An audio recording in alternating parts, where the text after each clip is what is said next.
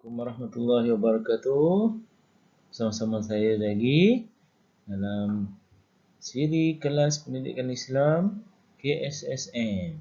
Mari kita saksikan video dalam slide yang pertama ini.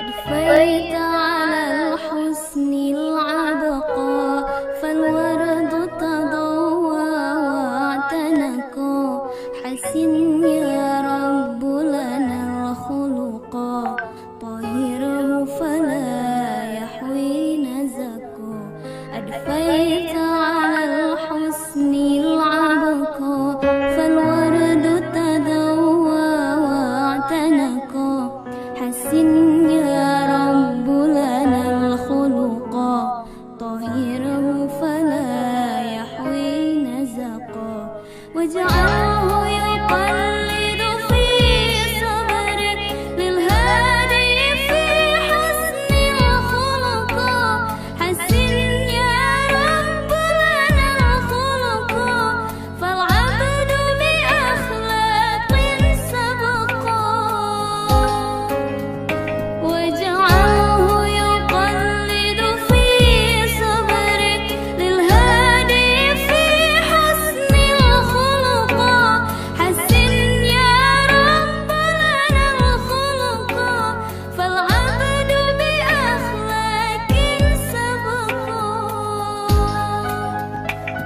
أدفيت على الحسن العبقى فالورد تضوى واعتنقا حسن يا رب لنا الخلقا طهره فلا يهوي نزقا أدفيت على الحسن العبقى فالورد تضوى واعتنقا حسن يا رب لنا الخلقا طهره فلا يهوي نزقا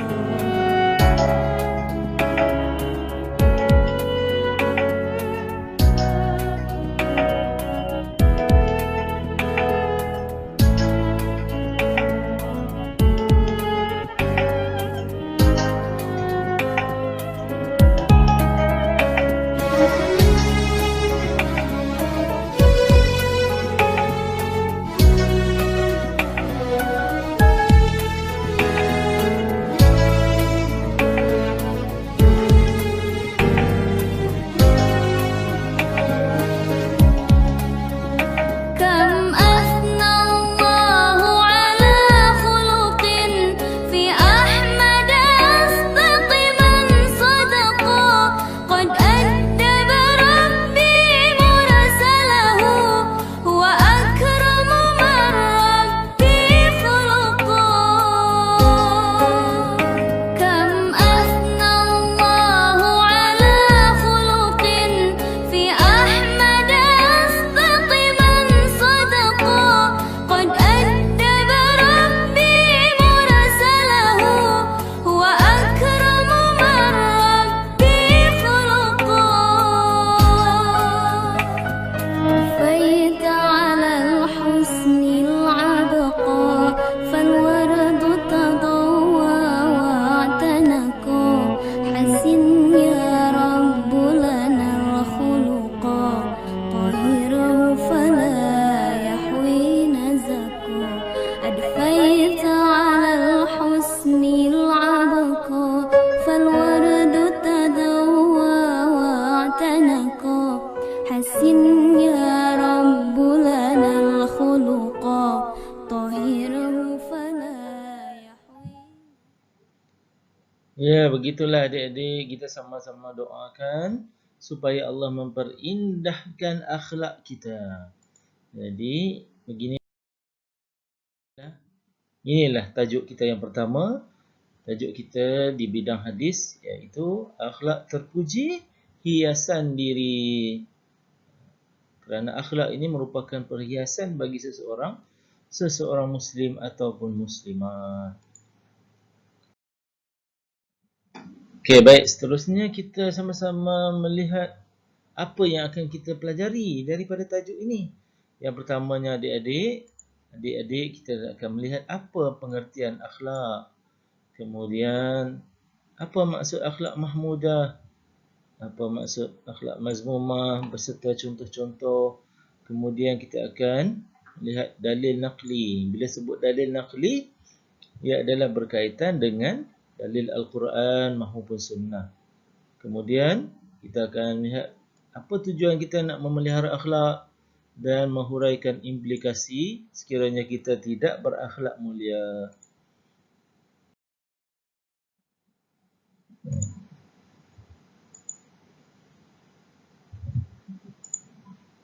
Okey, kita tengok apa maksud akhlak. Baik, yang pertama kita tengok dari sudut bahasa. Bila sebut tentang pengertian, biasanya akan didatangkan dalam dua bentuk iaitu maksud dari segi bahasa dan istilah. Maksud akhlak dari segi bahasa adalah budi pekerti, watak, kelakuan dan tabiat seseorang. Bila tengok budi pekerti seseorang, kita kata akhlak dia. Watak tu melambangkan akhlak dia. Kelakuan tabiat pun melambangkan akhlak seseorang. Apa maksud dari segi istilah akhlak? Sifat yang tertanam dalam jiwa yang mendorong lahirnya sesuatu perbuatan dengan mudah tanpa pertimbangan dan yang mendalam lah. Pertimbangan yang mendalam. Okey, kita tengok apa jenis-jenis akhlak. Akhlak ada dua jenis iaitu akhlak yang mahmudah dan akhlak yang mazmumah. Akhlak mahmudah ni akhlak yang baik lah. Akhlak mazmumah, akhlak yang keji, akhlak yang buruk. Sifat dan tingkah laku terpuji, akhlak mahmudah ni. Yang bertepatan dengan syarak. Syarak ni apa syarak? Yang bertepatan dengan apa yang Islam nak. Bertepatan dengan apa yang Allah suruh, apa yang Nabi suruh. Manakala sifat mazmumah adalah sifat yang keji yang berlawanan dengan apa yang disebut oleh syarak. Nah, banyak dia akhlak kepada Allah, akhlak kepada manusia. Kita akan tengok secara lebih detail. Okey, kita tengok apa beza ni.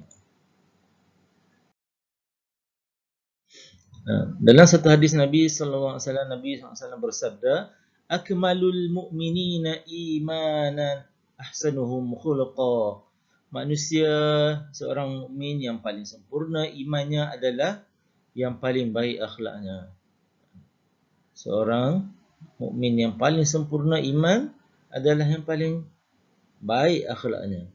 Jadi nak jadi orang yang mukmin yang beriman pada Allah, yang sempurna iman, kena berakhlak dengan akhlak yang mulia.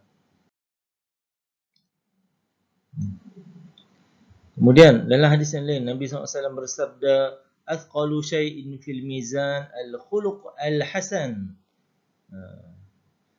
Nanti di akhirat nanti suatu yang paling berat pada timbangan amal kita adalah akhlak yang baik. Kalau akhlak tak baik, dia akan jadi timbangan berat pada dosa-dosa kita. Jadi kita nak timbangan berat ini pada amalan dan juga pahala kita dengan akhlak-akhlak yang baik yang ada kita, yang pernah kita lakukan, yang pernah kita amalkan sewaktu kita di dunia. Okey adik-adik, kita tengok kita melaksanakan sedikit aktiviti. Berikan 3 contoh sifat mahmudah, akhlak mahmudah kepada haiwan dan alam sekitar. Antaranya apa sifat mahmudah yang kita boleh berikan, yang kita boleh tunjukkan kepada haiwan. Bagus. Yang pertama, kita beri makan kepada haiwan tersebut. Jumpa kucing, jumpa anjing ke, atau apa-apa binatang, ayam ke, kita bagi makan. Kemudian kita sediakan tempat tinggal bagi dia. Katakan kalau kucing nak beranak, kita buatkan satu kotak ke tempat ke supaya dia boleh beranak dengan baik. Okey. Kemudian apa lagi? Kalau yang rajin, dia akan mandikan binatang tersebut. Dia akan usap-usap, bersihkan bulu-bulu binatang. Jadi ini 3 contoh. Kalau alam sekitar kita tidak buang sampah rata-rata. Contoh yang baik, kita buang sampah dalam tong sampah.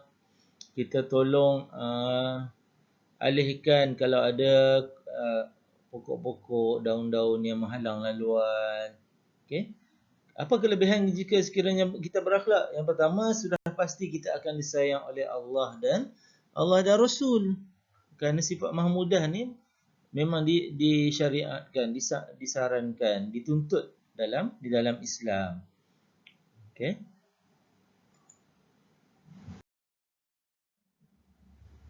Apa kelebihan kita berakhlak mulia? Yang pertama, kita telah menyempurnakan iman. Masya-Allah adik-adik. Nak dapat iman yang sempurna ni tidak mudah. Tidak mudah.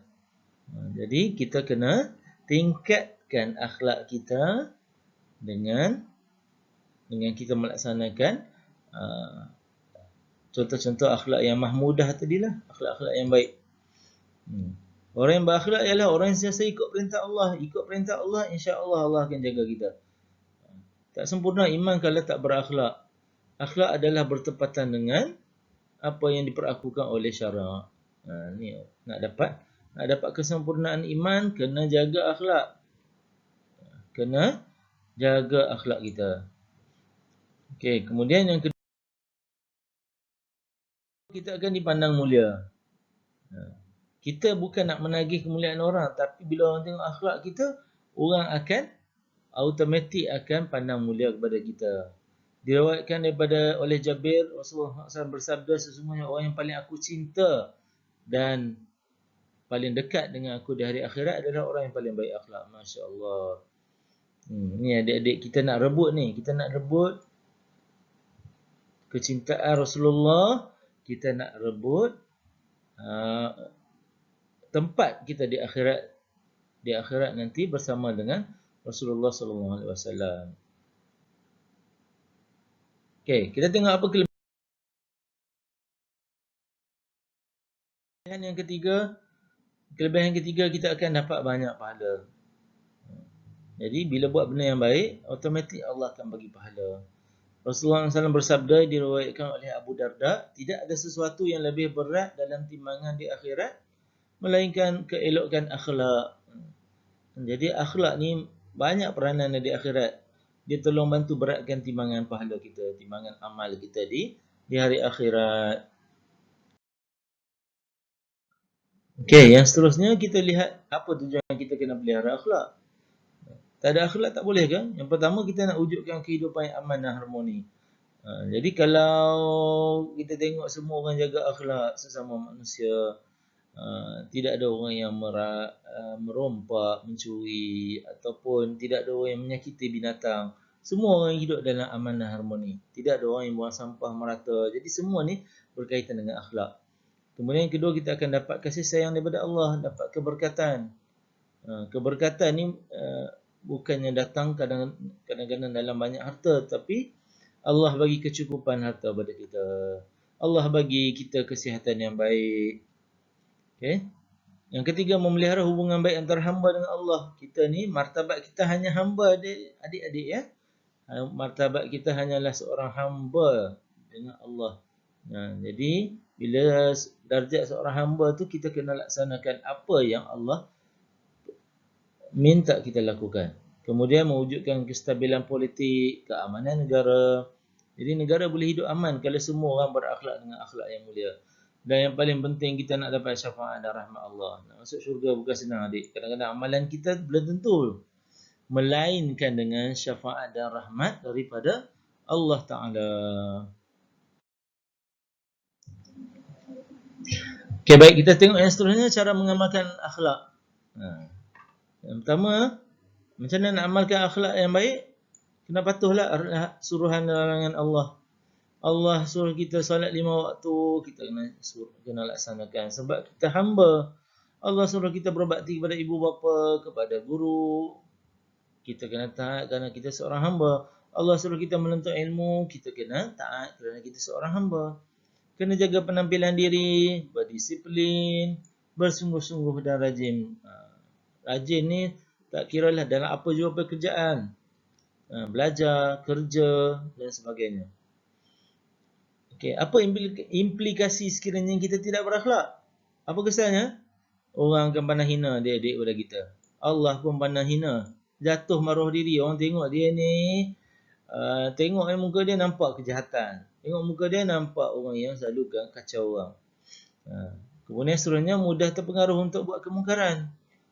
Kalau tak ada akhlak, memang dia akan mudah buat kemungkaran. Okey, baik. Yang ni adik-adik boleh tengok di dalam buku teks muka surat 166. Nanti boleh buat di rumah masing-masing. Jadi secara umumnya, kesimpulannya, marilah kita menyaksikan video ini sebagai penutup kelas kita pada hari ini.